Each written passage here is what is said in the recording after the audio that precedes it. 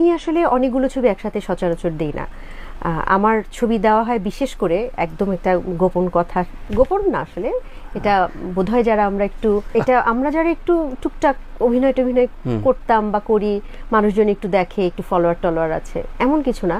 তাদেরকে হয় কি, এই জায়গাটাতে আমরা লাকি, তাদেরকে অনেক শাড়ি উপহার পাই আমরা।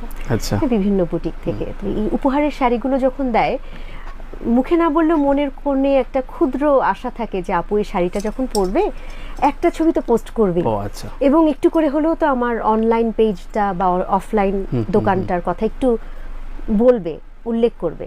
তো এটা প্রথম দিকে যখন করতাম তখন ওরা খুব খুশি হতো, ওদের একটু শাড়ি বিক্রি বেড়ে যেত, অর্ডার হতো সেম শাড়িটা। ওটা আমার এখন হয় কি, আলমারিতে অনেক শাড়ি জমে গেছে। তো আমি বেছে বেছে দেখা যায় যে শাড়ি পরলেই তখন আমার আশেপাশে যেই বন্ধু, কলিগ, ভাই, বোন, কাজের মেয়ে, অফিসের যিনি আমার মানে কি বলবো, আমাকে যিনি চাটা বানিয়ে দেন, ড্রাইভার, ছেলেদেরকে তো রিকোয়েস্ট, সবাইকে দিয়ে একটা করে ছবি তুলে ফেলি। ওই ছবিগুলোই আমার আসলে বেশি পোস্ট করা হয়। ভাবতে পারে, ভাবা তো আসলে কেউ আটকে রাখতে পারবে না, মানুষের ভাবনাটা এত ইউনিক, ভাবনাটা কেউ আটকাতে পারে না। একটু হাসিটা একটু অন্যরকম হলেই সবে অনেক কিছু ভাবে, একটু খুশি খুশি চেহারা দেখলেই মানুষ অনেক কিছু ভাবে। মানুষের ভাবনাটা মানুষ ভাবুক।